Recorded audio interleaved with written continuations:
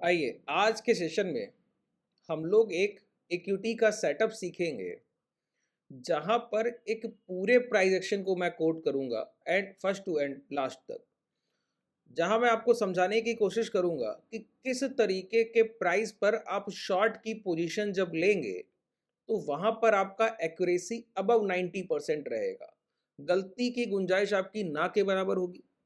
जो भी आप उस प्राइजेक्शन पर सिलेक्टिव प्राइजेक्शन है, देखिए आपको फाइंड आउट करना होगा। मैं आपको तरीका भी बताऊंगा कि कैसे आप सिलेक्शन करेंगे, स्टॉक सिलेक्शन करेंगे, ठीक है, और कैसे आप पोजीशन बनाएंगे। हो सकता है 2 सेशन लग जाए पूरे प्राइस को समझने में। कोशिश करूंगा कि एक ही सेशन में पूरा कंप्लीट किया जाए। आपको कोशिश करनी है कि लास्ट तक पूरा सेशन देखा जाए, ठीक है। सबसे पहली चीज समझिए कि जब भी हम किसी सेटअप को समझते हैं तो हम एक मार्केट कंडीशन के बारे में बात कर रहे होते हैं कि जब बस उसी तरीके का बाजार आपको दिखेगा जैसा मैं बोलूंगा, बस वैसा ही जब बाजार दिखेगा तभी ट्रेड करेंगे। ये नहीं कि हर बार उसी लॉजिक पे ट्रेड कर रहे हैं। जब तक वो सेटअप, वो प्राइस एक्शन बिल्ड नहीं होता है तब तक आप उसको ट्रेड नहीं करेंगे। और मैं आपको बता दूं, किसी भी इक्विटी में with in a month 4 to 5 times बनता है, 4 से 5 बार ट्रेड होता है किसी भी इक्विटी में। कभी कभी 2 या 3 बार ही होगा। तो अगर आप अच्छी वॉच लिस्ट बनाते हैं, इसमें 3 स्टेप में काम होता है। जो मैं आपको सेटअप बताने जा रहा हूं ना, इसमें 3 स्टेप में काम होता है। एक होता है आपका होमवर्क, जिसको आप छोटे समय पर HW बोलते थे, कि जब बाजार खुलेगा उसके 1 घंटे पहले आपको बाजार में बैठना होगा, या रात को ये काम करके बैठिए, अपना वॉच लिस्ट बना कर बैठिए। कैसे बनाएंगे, कैसे स्क्रीनर यूज करेंगे, सब समझाऊंगा। पहले कॉन्सेप्ट समझेंगे, ठीक है। और अगले दिन उस वॉच लिस्ट में से फिल्टर होके 2 से 3 प्राइस ऐसे होंगे जो आपको बताएंगे कि इस सेटअप पे अब आपका ट्रेड बन रहा है। और मैं आपको दावे से बोलता हूं कि एसएल हंटिंग की गुंजाइश ना के बराबर है। बहुत रेयर केस है कि कोई आप घाटे का सौदा एग्जीक्यूट कर दे। मैं आपको इंडेक्स के एग्जांपल दे दूंगा, उसके बाद आप जितना मर्जी चाहे बैक टेस्टिंग कर लीजिएगा, जितना मर्जी चाहे। हालांकि बैक टेस्टिंग का कोई बेनिफिट नहीं, कई बार मैं आपको बोलता हूं लाइव मार्केट ट्रेड करेंगे तो जो रिजल्ट्स आएंगे उस पर भरोसा कीजिए सर, ठीक है। चलिए समझने की कोशिश करते हैं। देखिए, सबसे पहले जो चीज काम करेगी वो हमारे लिए काम करेगी प्राइस का सेंटीमेंट। प्राइस के सेंटीमेंट से मेरा मतलब है कि अभी जैसे कि हम मेजर ट्रेंड किस ट्रेंड में, डाउन ट्रेंड में, ठीक है। या तो जब भी हम शॉर्ट कर रहे होंगे तो 2 तरीके के प्राइस होने चाहिए, या तो हम डाउन ट्रेंड में होने चाहिए, या फिर हम किसी कंसोलिडेशन पीरियड में होने चाहिए, या फिर हम किसी नियर बाई रेजिस्टेंस जो अनटेस्टेड हो वहां पहुंच जाने चाहिए। 1 2 3, 3 कंडीशन का जब प्राइस होगा तभी हम शॉर्ट के लिए देखेंगे। आज शॉर्ट के लिए बात कर रहे हैं और अगले सेशन में लॉन्ग के लिए मैं आपको बताऊंगा कि लॉन्ग के लिए कैसे यूज करते हैं, ठीक है। तो बहुत ध्यान से सुनिएगा। और एक टाइम पर एक mindset, one time one mindset, उस अप्रोच को भूलना नहीं है। यहां पर मैंने क्या बोला बताइए। पहली चीज बोली कि 3 तरीके की जब शॉर्ट करने की, बिकवाली की कोशिश करें, उस समय पर 3 तरीके का मोमेंटम दिखना चाहिए, प्रीवियस मोमेंटम, कि प्राइस या तो डाउन ट्रेंड में है, या किसी कंसोलिडेशन रेंज में है, या फिर किसी अनटेस्टेड नियर बाई रेंज जहां से पिछली बार गिर कर आया वहां पहुंच गया या वहां रुक रहा है, ऐसा कुछ प्राइस है। तो ये 3 कंडीशन जब हैं तभी हम शॉर्ट के लिए पोजीशन प्लान करेंगे। अच्छा, फिर कौन सी कंडीशन में शॉर्ट का पोजीशन नहीं प्लान करेंगे? जब प्राइस अप ट्रेंड में होगा तब, जब हम अचानक से किसी सपोर्ट रेंज के पास आकर कंसोलिडेशन कर रहे होंगे तब। बात क्लियर हुआ? उस टाइम पर आप स्किप करने की कोशिश करेंगे, ठीक है। और अगर प्राइस डाउन ट्रेंड में है और बॉटम के पास कोई कंसोलिडेशन नहीं हुआ या वहां से रिजेक्शन नहीं मिला, प्राइस डायरेक्टली वहां पे पहुंचा है, तो शॉर्ट करेंगे क्योंकि हम डाउन ट्रेंड में है। फिर देखिए, गिरता हुआ प्राइस किसी सपोर्ट को रिस्पेक्ट नहीं करता सर। अगर वो रिस्पेक्ट करेगा, once a respect then always a respect, समझ लीजिए। ये देखिए, यहां पर देखिए, ये सपोर्ट है, ब्रेक, ये पूरा रेंजी सपोर्ट था, पूरा ब्रेक, ये सपोर्ट था, वन टाइम ब्रेक डाउन में, ब्रेक गैप डाउन में ब्रेक किया, ये सपोर्ट एरिया एक कैंडल में पूरा गया है सर। तो जब प्राइस एग्रेसिव मोमेंटम डाउनसाइड कर रहा होता है तो किसी सपोर्ट को रिस्पेक्ट देते हुए आगे नहीं बढ़ता है, ठीक है। पहला पॉइंट क्लियर हो गया कि 3 market condition, down trend, near by resistance पहुंचने पर, और नियर बाई रेजिस्टेंस का कोई कंसोलिडेशन मिल जाए, 3 कंडीशन ये आपकी हो गई, जिसमें आप शॉर्ट का पोजीशन प्लान करेंगे। कैसे करेंगे वो समझिए। देखिए, 3 स्टेप में काम होगा सर, कभी कभी 2 स्टेप ही लगेंगे, तीसरे स्टेप की जरूरत भी नहीं पड़ेगी।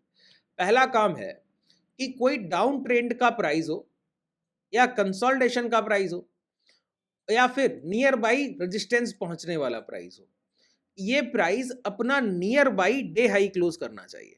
अच्छा, डाउन ट्रेंड का प्राइस जो है वो डे हाई के पास कैसे क्लोज करेगा, पुल बैक करके, और स्विंग हाई के पास क्लोज करेगा जाकर, ठीक है। एक कंसोलिडेशन का प्राइस कैसे डे हाई के पास क्लोज करेगा, वो कंसोलिडेशन ही करता रहे तो उसका रेंज तो बहुत छोटा है, तो वो तो डे हाई के पास वैसे ही क्लोज कर रहा है, ठीक है।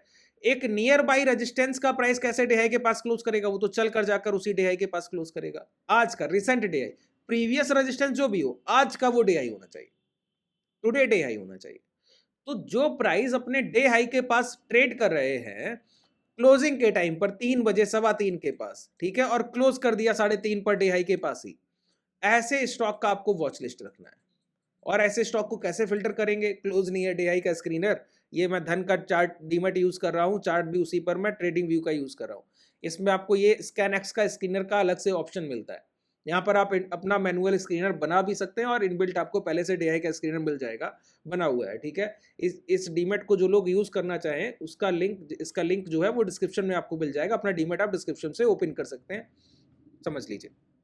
अब देखिए प्राइस क्या करेगा ना सर, जो डे हाई के पास शेयर क्लोज किया, अच्छा डे हाई पे क्लोजिंग का मतलब क्या है, डे हाई पर अगर कोई प्राइस क्लोज कर रहा है तो एक अच्छी खरीदारी के बाद ही किया होगा, लेकिन ऐसा तब होता है जब प्राइस का प्रीवियस मोमेंटम पॉजिटिव रहा हो, खरीदारी अच्छी हुई हो, या हम किसी रेजिस्टेंस के पास ना ट्रेड कर रहे हो तब, ठीक है।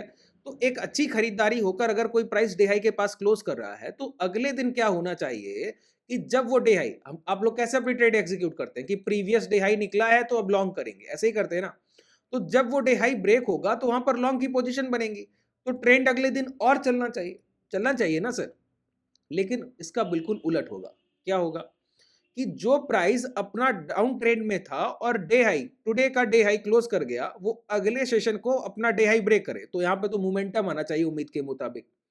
लेकिन जो प्राइस डाउन ट्रेंड में होता है वो बायर्स के सेटअप को ट्रैप करते हुए आगे बढ़ता है, कई बार मैंने आपको सिखाया।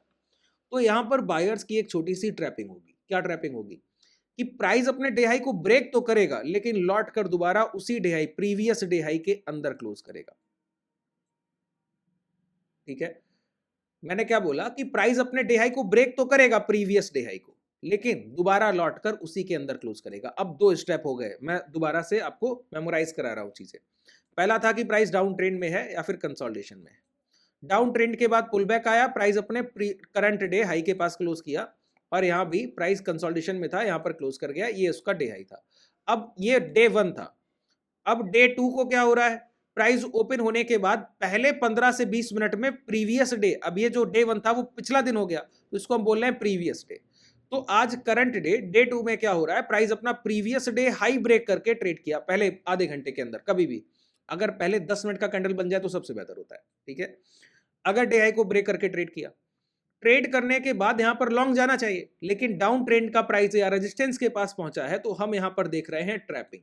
हम लॉन्ग करने का वेट नहीं कर रहे हैं, हम देख रहे हैं कि ये बायर्स कैसे भी ट्रैप हो जाए सर, हमको मौका मिल जाए सर, ट्रैपिंग को ट्रेड करने का मौका मिल जाए। तो उस समय पर ये प्राइस लौट कर क्या करेगा, इसी प्रीवियस डे हाई के अंदर की क्लोजिंग देगा। ये प्राइस क्या करेगा, उसी प्रीवियस डे हाई के अंदर लौट कर क्लोजिंग देगा। यही हमारा एसएल एरिया है, इसी एसएल एरिया के डे हाई के साथ जो करंट डे 2 को जो बन गया, डे 2 को जो बन गया, इसी के साथ हम शॉर्ट करेंगे, और हमारा टारगेट होगा, पहला टारगेट ये डे लो होता है, और वो ब्रेकडाउन की पूरी पॉसिबिलिटी। अगर कंसोलिडेशन है तो डे लो, जो करंट डे लो, प्रीवियस डे लो है, वो ब्रेकडाउन के बाद और तेजी से गिरावट होगी। बात क्लियर हुआ। और ये ऐसा ब्लॉक ऑर्डर रेंज बनता है जहां से फिर प्राइस की रिकवरी नामुमकिन समझिए। क्यों, एक तो प्रीवियस डे का पहले का प्राइस एक्शन का, यहाँ पे तो वीक प्राइस एक्शन था, तो वैसे ही बायर्स ट्रैप होंगे, या हम नियर बाय रेजिस्टेंस पहुंच गए थे, तो हमारी एक्यूरेसी की पॉसिबिलिटी बहुत पीक पकड़ लेती, इस वजह से गलती की गुंजाइश नहीं रह जाती सर, ठीक है। अब इसके एग्जाम्पल के साथ मैं आपको समझाऊं, एक एक एग्जाम्पल पे चलते हैं। सबसे पहले बताइए क्या एग्जाम्पल है, बैंक निफ्टी। बैंक निफ्टी में यहाँ पर बना हुआ है, निफ्टी में अभी आपको प्रीवियस सेशन में ही दिख जाएगा। चलिए निफ्टी सबसे पहले मैं आपको दिखाऊं, आइए 5 या 10 कोई भी टाइम फ्रेम पकड़िए, आपको दिखेगा। सबसे पहला नैरेट क्या है कि प्रीवियस ट्रेंड क्या है सर, यहां पर प्रीवियस ट्रेंड क्या है बताइए, डाउन ट्रेंड। डाउन ट्रेंड के बाद पिछला दिन प्राइस क्या किया, ये कंसोलिडेशन किया, कंसोलिडेशन का रेंज और डे हाई मार्क कीजिए, ये प्रीवियस डे हाई थे, देखिए 19 तारीख का दिन है, ये दिख रहा है ना सर, यहाँ पे और आगे ले जाइए अच्छे से देखिए, ये 19 तारीख का दिन है, और 19 तारीख को डे हाई क्या है, 24,000 के डे हाई लगे हुए। प्राइस ओपन होता है अगले सेशन को, प्रीवियस मोमेंटम क्या है, डाउन साइड, तो ऐसे में अगर प्रीवियस डे हाई निकलेंगे तो बायर साइड प्राइस आएगा, क्या नहीं ना? ठीक है, तो ये ब्रेकआउट हुआ, हमें पता है ये ब्रेकआउट क्या है, फेलियर, ट्रैपिंग के लिए दिया जा रहा है कि डे हाई निकला बाई कीजिए। जिसने बाई किया तुरंत ट्रैप हो गए, ट्रैप हुए ना, ट्रैप के साथ ही डे लो भी ब्रेक हो गए। अब यहीं पर शॉर्ट करेंगे, डे हाई कैसल रखेंगे, पुल बैक का भी इंतजार करें तो और अच्छा मोमेंटम मिलता है। जहां आप एंट्री ले, आपका घाटा कहीं नहीं जाना सर, और बड़े टारगेट के लिए जाएंगे। प्रीवियस डे लो भी ब्रेक हुए हैं साथ में, बताइए। यहां भी अगर एंट्री ले रहे हैं 23,900 पर, जो लो लग रहा है, उसके बाद क्या है 23,520, 350 पॉइंट से अबव का टारगेट आपको देकर जाता है विद इन अ सेशन। और इसमें कोई ट्रैपिंग नहीं है, कोई सिंपल ट्रैपिंग भी नहीं होगी, क्योंकि हम ट्रेंड के फेवर में हैं या फिर नियर बाई रेजिस्टेंस सेलर के प्राइस के पास बिड कर रहे हैं। और शॉर्ट करने का बिड है या तो सेलर के प्राइस के पास करेंगे, या सप्लाई पहले से चल रही है तो उस ट्रेंड में बहती गंगा में हाथ धोएंगे सर। बात क्लियर हुआ? बैंक निफ्टी का एग्जाम्पल दिखाऊंगा। आप जितने बताएंगे एग्जाम्पल तो मैं आपको उतने दिखा दूंगा, लेकिन बहुत ध्यान से अगर आप ट्रेड करेंगे तो आपको बहुत अच्छे से चीजें क्लैरिफाई होंगी, है ना? ये पॉइंट समझिए। देखिए, ये हमारे लिए एक रेजिस्टेंस एरिया, बहुत ध्यान से देखिए। ये पूरा रेंज क्या है, एक रेजिस्टेंस एरिया। मार्क कर दूं, पूरा रेंज ही मार्क कर देता हूं। ये पूरा रेंज आपके लिए क्या है, रेजिस्टेंस एरिया। अच्छे से देख लीजिए, पूरा रेंज रेजिस्टेंस एरिया, ठीक है। प्राइस क्या किया, यहां से डाउनफॉल हुआ, देखिए 23,053,600 से गिरे, जो लो लगा गए वो 53,300 के थे। 600 से 300, 1300 पॉइंट का डाउनफॉल हुआ। 1300 पॉइंट के डाउनफॉल के बाद यहां से रिकवरी आती है, क्लोज कहां करते हैं, डे हाई के पास। ये ओपन था, ये लो था 13 तारीख को, और डे हाई के पास की क्लोजिंग। प्राइस क्या किया नेक्स्ट डे, ये डे हाई लग गए। प्राइस नेक्स्ट डे ओपन हुआ, ओपन होने के बाद डे हाई को ब्रेक किया। ये प्राइस क्या है, नियर बाई रेजिस्टेंस का मूवमेंट है, नियर बाई रेजिस्टेंस, ठीक है। और पहले से प्राइस क्या कर रहा था, कंसोलिडेशन। और ये कंसोलिडेशन किस रेंज में चल रहा है, बड़े टाइम फ्रेम पर दिखाऊं सर, अच्छे से समझ लीजिए क्या चल रहा है। नियर बाई से सप्लाई एरिया चल रहा था, ठीक है। तो प्राइस को बहुत ध्यान से समझिए, जब भी वो ट्रिगर करता है ना तो बहुत अच्छे पिन पॉइंट पे ट्रिगर करता है। देखिए, अब यहां से ये प्राइस जैसे ही डे हाई के अंदर दोबारा लौट कर क्लोज किया, प्रीवियस डे हाई के अंदर, वहीं पर शॉर्ट बना ये एसएल। ये एसएल डाल दीजिए, कोई आपका एक पैसा ले जाए तो बताइए, सिंगल पॉइंट ले जाए तो बताइए। ये 16 तारीख का प्राइस है सर, ये लो लगा कर गया है, ठीक है। इस तरीके के आपको चार्ट है, अब जाइए और इसका अच्छे से एनालाइज कर लीजिए, पहले बैक टेस्टिंग कर लीजिए। अगर आप लोग कमेंट सेक्शन में सबसे ज्यादा कमेंट करेंगे कि इसका वॉच लिस्ट कैसे बनाए, ये कैसे तय करें कि स्टॉक सिलेक्शन कि सुबह, अच्छा इसका ट्रेड मॉर्निंग में ही एग्जीक्यूट हो जाता है। यहाँ पर अगर आप गौर करें तो ये देखिए, ये 10 बजे तक आपका एग्जीक्यूशन मिल गया आपको, है ना। इसी तरीके से यहाँ पर अगर आप गौर करें तो ये देखिए, ये कैंडल कौन सा है, 9:45 का कैंडल है, 9:40, 9:45, 9:50 तक आपको एग्जीक्यूशन मिल गया, है ना। तो पहले आधे घंटे 40 मिनट में ये एग्जीक्यूशन मिलता है। तो मैंने आपको क्या बोला, इसके लिए पहले से आपको तैयारी करके बैठना पड़ता है। कभी कभी 9:25 पे ही एग्जीक्यूशन मिल जाता है। 9:25 तब होता है, 5 मिनट का कैंडल डे हाई ब्रेक करता है, अगला कैंडल अंदर आता है, हाई का एसएल डाल के शॉर्ट कर देते हैं, ठीक है। तो पहले ही 5, 10, 15 मिनट में ही आपको ट्रेड मिल जाता है। तो उसके लिए क्या होता है, पहले से हमको तैयारी करके बैठना होता है कि कौन से स्टॉक्स ऐसे हैं जिनको हम पहले से वॉच लिस्ट में ऐड करके रखें। इसके लिए जितने ज्यादा आप कमेंट करेंगे तो कल का सेशन मैं इस पे करूंगा दोपहर का, और आपको बताऊंगा कि वॉच लिस्ट कैसे बनाई जाती है, ठीक है। उम्मीद है आपको बेहतर तरीके से मैं समझाने में सक्षम रहा हूँगा। अगर फिर भी आपको कोई डाउट या कंप्लेन रह जाता है तो नीचे कमेंट सेक्शन में बताइएगा, मैं सुधारने की जरूर कोशिश करूंगा। अगर आप हमसे जुड़ना चाहें तो डिस्क्रिप्शन में टेलीग्राम और व्हाट्सएप कम्युनिटी का लिंक है, और उसके साथ ही कॉन्टैक्ट डिटेल भी है, जिससे आप डायरेक्टली कॉन्टैक्ट करके भी हमसे जुड़ सकते हैं। शुभ रात्रि, धन्यवाद, आपका समय शुभ हो।